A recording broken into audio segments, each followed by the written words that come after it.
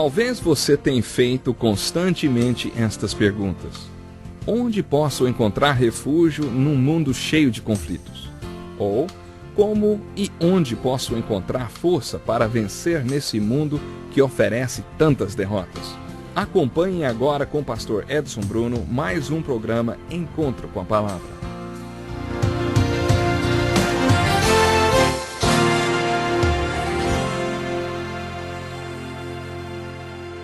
Olá a todos vocês, sejam bem-vindos a mais um Encontro com a Palavra. Nós estamos estudando o capítulo 14 do Evangelho de João.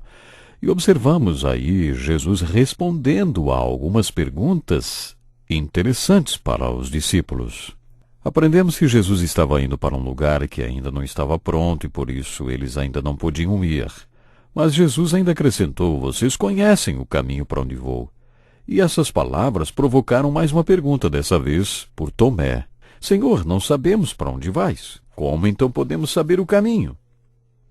E a resposta a esta pergunta é o versículo 6 do capítulo 14. Jesus diz: Eu sou o caminho, a verdade e a vida. Ninguém vem ao Pai a não ser por mim.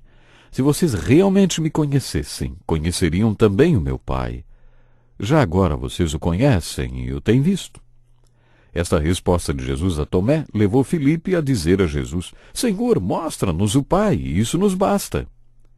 Ao responder a este pedido de Filipe, Jesus chegou à parte mais importante do sermão da última ceia. Você não me conhece, Filipe, mesmo depois de eu ter estado com vocês durante tanto tempo? Quem me vê, vê o Pai. As palavras que eu lhes digo não são apenas minhas. Ao contrário, o Pai que vive em mim está realizando a sua obra.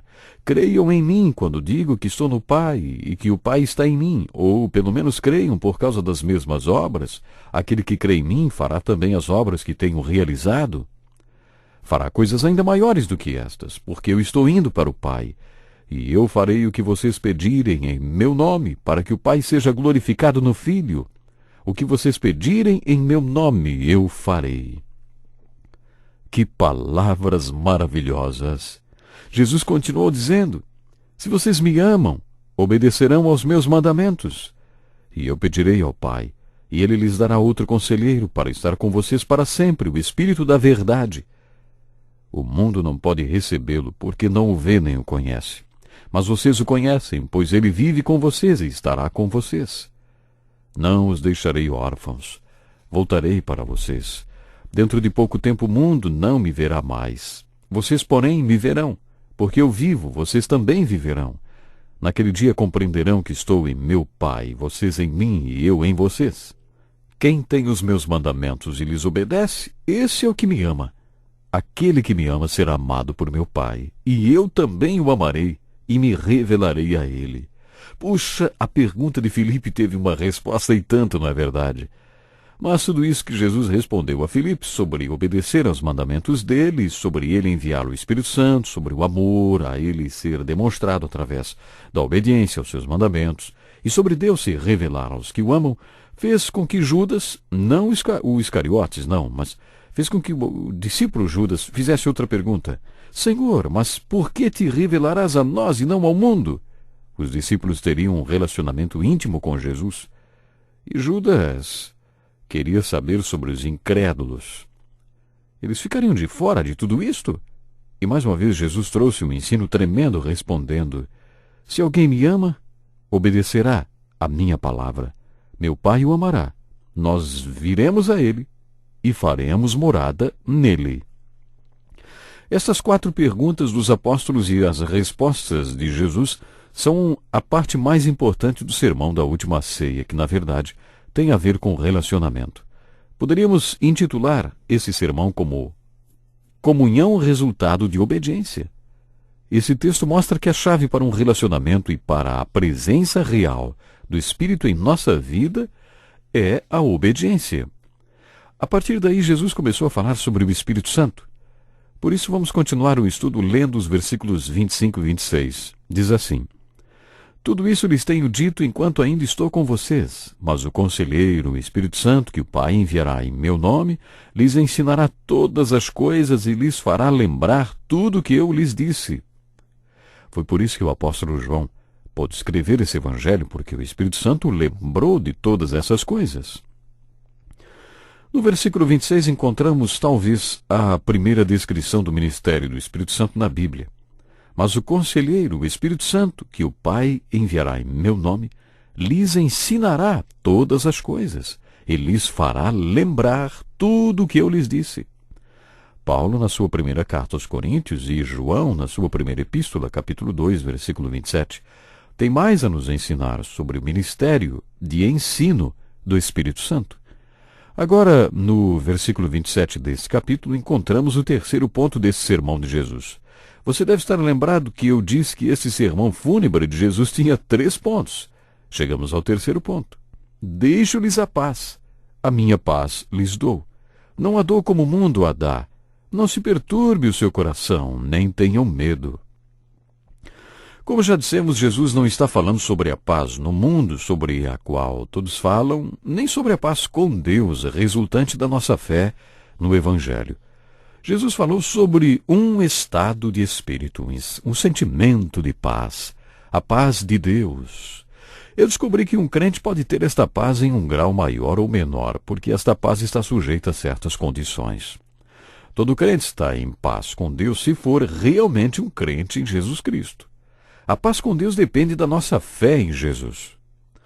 Tendo sido, pois, justificados pela fé, temos paz com Deus por nosso Senhor Jesus Cristo. É muito importante ter paz. Se não temos esta paz, nem a fé que leva a esta paz, então não cremos verdadeiramente ainda, e ainda não somos salvos. Mas esse estado de paz no qual Deus pode nos fazer viver é condicional. E eu estou convencido de que você pode ser um crente, ter paz com Deus e não usufruir a paz de Deus porque não cumpriu estas condições. Como já mencionamos na carta aos Filipenses, o apóstolo Paulo ele mostrou uma lista de pelo menos 16 condições para se ter paz. Ele diz: não andem ansiosos por coisa alguma. Sem dúvida nenhuma, a ansiedade e a preocupação roubam a nossa paz. Mas se você escolher se preocupar, vai perder a paz. No início desta lista, Paulo apresentou como condição para ter paz o seguinte: em tudo pela oração e súplicas e com ação de graças, apresentem seus pedidos a Deus. Vocês acham que Paulo nos mandou não ficarmos ansiosos nem nos preocuparmos porque ele não tinha com o que se preocupar? Conhecendo um pouquinho a vida de Paulo, dá para saber que não lhe faltava motivo para se preocupar. Mas Paulo descobriu que a preocupação era contraproducente e que a oração era producente. Por isso ele aconselhou: não fiquem ansiosos, mas orem. Outra razão que nos faz perder a paz é a maneira como nós pensamos. Por isso ele nos ensinou a pensarmos no que é bom. Ele diz: tudo que for verdadeiro, tudo que for nobre, tudo que for correto, tudo que for puro, tudo que for amável, tudo que for de boa fama, se houver algo de excelente ou digno de louvor, pensem nessas coisas. Nossos pensamentos são como ovelhas, e nós devemos atuar como pastores deles. Podemos escolher como serão nossos pensamentos.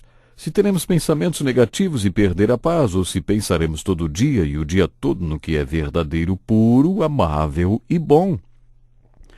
No versículo 9 de Filipenses 4, Paulo também falou sobre fazer o que é certo. Ele diz: ponham em prática tudo que vocês aprenderam, receberam, ouviram e viram em mim, e o Deus da paz estará com vocês. Quer dizer que existem coisas que podemos fazer para manter esse sentimento de paz? Isso mesmo. Às vezes perdemos a paz porque não temos a fé ou a coragem para fazer o que é certo. Optamos pelo que é mais fácil, ao invés de escolhermos o que é certo.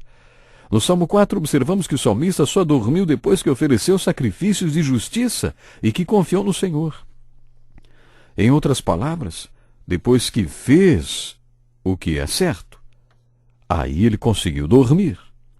Depois de fazer os sacrifícios que ele tinha de fazer, o salmista declarou: em paz me deito e logo adormeço, pois só tu, Senhor, me fazes viver em segurança. Aí sim, ele conseguiu dormir. Existem coisas que podemos fazer para recuperar nossa paz e, por outro lado, A falta de vontade de fazer certas coisas pode nos tirar a paz. No capítulo 4 de Filipenses, Paulo apresenta outras condições para se ter paz. Tentei incluir todas essas condições de paz nesta oração. Eu gostaria que você acompanhasse comigo. Senhor, a sua palavra nos mostra as condições para vivermos em perfeita paz. Estou buscando esta paz da mente e do coração. Dê-me sabedoria para não me preocupar com coisa alguma e ter fé para orar, apresentando tudo diante do Senhor. Que eu tenha disciplina mental para pensar apenas no que é bom e integridade moral para fazer o que é certo. Que eu seja um otimista incorrigível, que sempre acredite na bondade. Dê-me a revelação do que o Senhor fez e está fazendo na minha vida e no meu mundo, para que eu seja sempre grato por todas as coisas. Que eu jamais tente pressioná-lo ou passar adiante do Senhor, mas antes que eu saiba esperar no Senhor, manifestando a bondade e a paciência, frutos do Espírito Santo que habita em mim. Ao estabelecer minhas prioridades, que eu consiga a sua aprovação para aquilo que quero e faço, e que jamais faça nada apenas para que os homens vejam, aprovem ou se agradem. Não me deixe esquecer como fico perto do Senhor na adoração e usufruo do Senhor a cada dia. Quero entregar minha vida ao Senhor e conseguir o alinhamento perfeito entre a minha vontade e a sua vontade. Dê-me a sua graça, Senhor, para aceitar a sua vontade, quer eu esteja em abundância ou em necessidade. E por último, Pai, reconheço, por não importar quem eu seja, mas sim quem o Senhor é. Não importa o que eu faça, mas o que o Senhor pode fazer. Eu sei que não é o que eu quero, mas o que o Senhor quer, e no final não terá sido eu quem fiz, mas o que o Senhor fez. Isso é o que tem resultados eternos. Senhor, me faz confiar inteiramente em Ti e depender totalmente de Ti, para que meu coração e a minha mente descansem totalmente em Cristo. Capacita-me para cumprir estas condições e ter paz, em nome de Jesus, para a minha paz e para a glória do Seu nome. Amém. Olha, meu ouvinte, quando se trata de paz, essa oração funciona muito bem para mim. Eu espero que você possa ter muita paz. Até o próximo programa. Que lição importantíssima. Obrigado, Pastor Edson Bruno. Prezado ouvinte, coloque em prática o que você ouviu aqui. Sem dúvida, sua vida será grandemente abençoada. Este é um estudo escrito pelo Dr. Dick Woodward, na voz do Pastor Edson Bruno. Escreva-nos e solicite o material. Nosso endereço é Encontro com a Palavra, Caixa Postal 2011, CEP 89201-970, Joinville, Santa Catarina.